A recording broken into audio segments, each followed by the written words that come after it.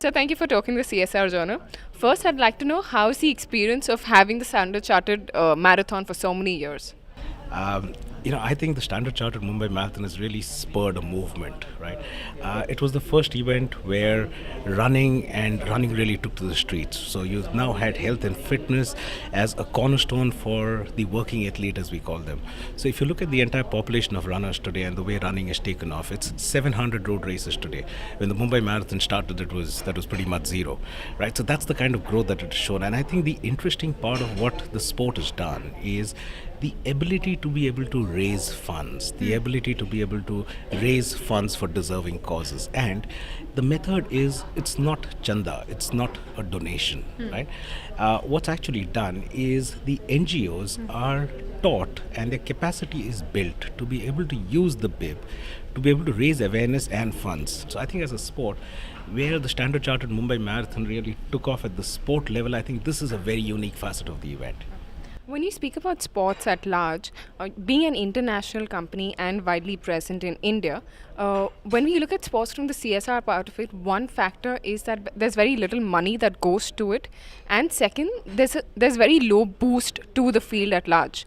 What do you think needs to be done when the kind of accolades have come forth in the sports sector? I think what needs to happen is, you see, today, uh, charity or raising funds or awareness for causes isn't really part of the DNA of the sport that is being promoted. So let me draw parallels between participative sport that's running, like the Standard Chartered Mumbai Marathon, and what it's been able to do. And if you were to look at any other sport which we classify as spectatorial sport, right? So these are sports where people are spectators, they watch, let's say, 11 gladiators fight it out, Correct. right? Now, in this case, what happens is the charities that are raised, right, or the awareness that is raised, is either for a cause, right, for a single cause, because the team would believe in it or the principles of the team would believe in it, right? Correct. So that is the way those causes eventually benefit, but it might be one or two causes, right? Unlike participative sport, where NGOs register, like I said, raise funds, various mechanisms that have been developed for them. They're able to raise these funds, raise the awareness, build a lot more friends, and eventually get funds, right? Now, when you compare both of these, I think there are some pages from running that actually can get picked into other sport and used. And, yeah. You spoke about NGOs, so they are a very important stakeholder.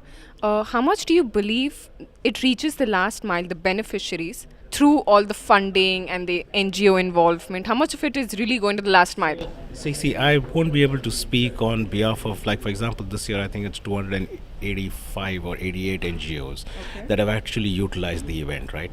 Now, would I be able to tell you at every NGO's level? Not at all. But what we do know is the way United Way works towards what would be the retention percentage. So there is a number that is capped at, and the work that United Way does is to be able to keep lowering that number. Now that number is just 5% or sub 5%. Right? So I don't think there are too many organizations who would actually be able to become a pipe and eventually do it at a cost as low as 5%. And I think that's an interesting part of how the model works. Okay.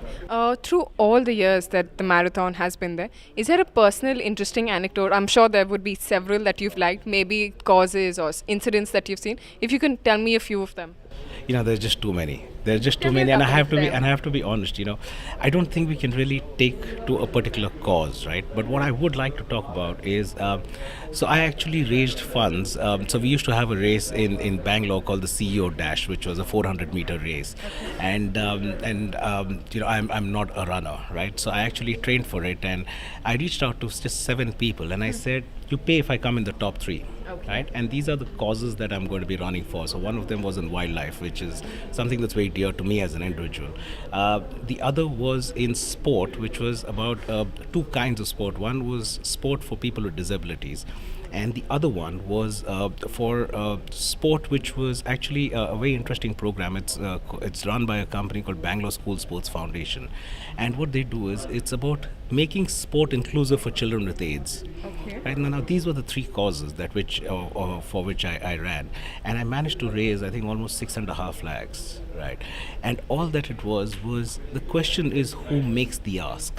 right? And I think that really is the big game changer here, because the ask really now is the individual me reaching out to people I would know and saying, hey, listen, you know what, I'm training, I'm doing this, right? And you pay only if I manage to do this for causes that they know are dear to me. Right, so I think that's one of those cornerstones of the mechanisms, one of those small nuances of how it works. So you've spoken about how you have individual social responsibility, the way you come forward. Tell me what is CSR to you on a personal level?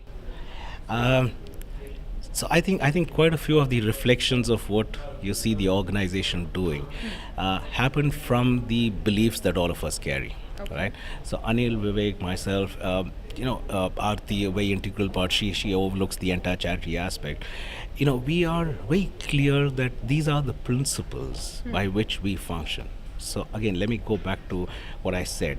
It's not donation. It's not chanda. If you were to remember, there was this old Chinese saying, right? You don't give fish, you teach people how to fish. And I think that is something that's the way I view CSR. Okay. Yeah. How do you see it rolling out in the next 10 years? I mean, where do you see the scenario going? Now is there a 2% mandate? Where do you see it in the next 10 years? I think more than the mandate, I think what will start happening is with the awareness that causes are able to generate and the way they're able to build friends, right? And these are people who now believe in the cause, right? And that is the juggernaut that I think is going to be a large driver. Yes, the 2% is mandated, but I think that juggernaut will be a lot larger than the 2% that is mandated. It's been really interesting talking to you. Thank you so much for your time, sir. Thanks, Neha. Thank you. Thanks.